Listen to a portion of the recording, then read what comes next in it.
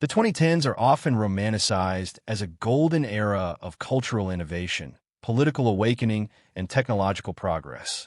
Look around social media today, and you'll find Gen Z waxing nostalgic about Tumblr aesthetics, early Instagram filters, Vines, and the simpler times of YouTube drama. Spotify playlists resurrect the pop anthems of 2012, and meme pages yearn for the days of Call Me Maybe and Gangnam Style. But this rose-tinted view obscures a more complex truth. While the 2010s had their iconic moments, the decade was far from flawless. In fact, many of the systemic problems we're grappling with in the 2020s found their roots in that very era. The truth is, the 2010s weren't that great. You just missed them because they were your coming-of-age years, and nostalgia has a funny way of polishing the past. The 2010s were an era obsessed with curation. From Instagram grids to the rise of influencers, the decade championed an image-first culture that valued aesthetics over authenticity. Social media rewarded surface-level perfection, airbrushed selfies, minimalistic lifestyles, avocado toast. What we now interpret as digital simplicity was at the time the beginning of widespread mental health issues rooted in comparison culture. Apps like Instagram became breeding grounds for insecurity, particularly among teenagers. The clean girl aesthetic, the that girl morning routines. These trends promoted a shallow sense of self-worth tied to visual appeal. Culturally, while the early 2010s gave us some memorable content, like the peak of television's second golden age with shows like Breaking Bad, Game of Thrones, and Fleabag, the mainstream often favored quantity over quality. YouTube was flooded with prank channels and clickbait. Movie studios leaned heavily into franchise formulas, Marvel, Star Wars, Fast and Furious, that prioritized profitability over originality. Innovation took a back seat to iteration. On paper, the global economy appeared to rebound after the 2008 financial crisis, but the 2010s were marked by profound inequality and precarious labor conditions. The gig economy exploded. Uber, Lyft, DoorDash, and Fiverr emerged as convenient but exploitative solutions to a struggling job market. Millennials entered the workforce during a recovery that largely benefited the upper class. Homeownership became a pipe dream, student debt ballooned, and wage growth stagnated. Meanwhile, Silicon Valley sold the illusion of meritocracy. Tech billionaires like Mark Zuckerberg and Elon Musk were lauded as visionaries, even as their platforms contributed to surveillance capitalism, misinformation, and a growing mental health crisis. Facebook manipulated elections, YouTube radicalized viewers, and Twitter served as a battleground of outrage. The 2010s were the decade when politics became performance art. The rise of populism, misinformation, and tribalism redefined public discourse. The election of Donald Trump in 2016 was not an anomaly, but the result of festering tensions that had been ignored for too long. Social media platforms amplified outrage, misinformation, and division, turning democratic processes into algorithmic warfare. Elsewhere, the Arab Spring, Occupy Wall Street, Black Lives Matter, and climate strikes emerged as movements of resistance.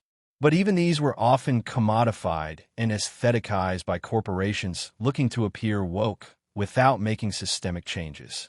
Activism became something you could post about with a hashtag, reducing complex struggles to Instagram infographics. The illusion of progressivism in the 2010s concealed the stagnation of many core issues. For every viral protest, there was a policy failure behind the scenes. Climate change worsened, wealth inequality deepened, and bipartisan cooperation became a relic of the past. If the 2000s introduced us to the internet, the 2010s fully submerged us in it. Smartphones became appendages, and apps evolved into behavioral engineering tools. The attention economy didn't just arrive, it took over. Every ping, swipe, and scroll was optimized to hijack our dopamine systems. While we gained unprecedented access to information, we also lost the ability to focus. The rise of the algorithm reduced culture to content and creativity to virality. TikTok arrived late in the decade and revolutionized attention spans. YouTube abandoned the creator in favor of the advertiser. Netflix initiated binge culture, which encouraged consumption over contemplation. Moreover, privacy became obsolete. Cambridge Analytica was just the tip of the iceberg. Our data was harvested, sold, and used to influence our choices, all under the guise of convenience. So, why do we miss the 2010s? The answer lies in psychology, not facts. Nostalgia is often a response to uncertainty.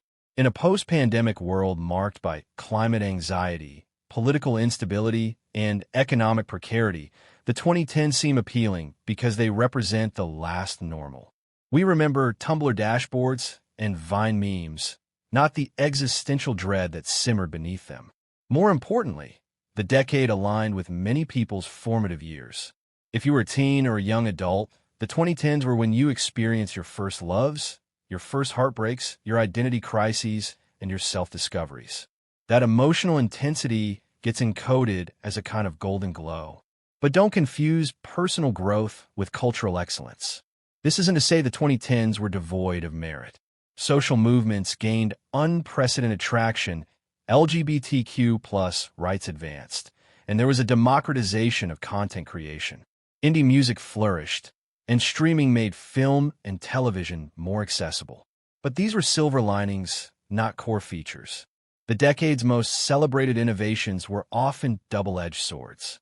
The smartphone empowered us and enslaved us. Social media connected and divided us. Economic recovery uplifted the markets, but left the working class behind. The same apps that gave us communities also gave us echo chambers. It's tempting to long for the 2010s. After all, we survived them. But survival is not the same as success. The problems of that decade didn't disappear, they evolved. Many of the crises we face today were seeds planted then. Rather than romanticize the 2010s, we should learn from them. They were a case study in digital disruption, political confusion, and cultural commodification. They taught us what happens when innovation lacks ethics, when connection lacks depth, and when performance replaces progress. You missed the 2010s because they were your past. But don't let nostalgia blind you to what they really were, a prologue to the chaos of today. If we want a better future, we have to look back with clarity, not longing.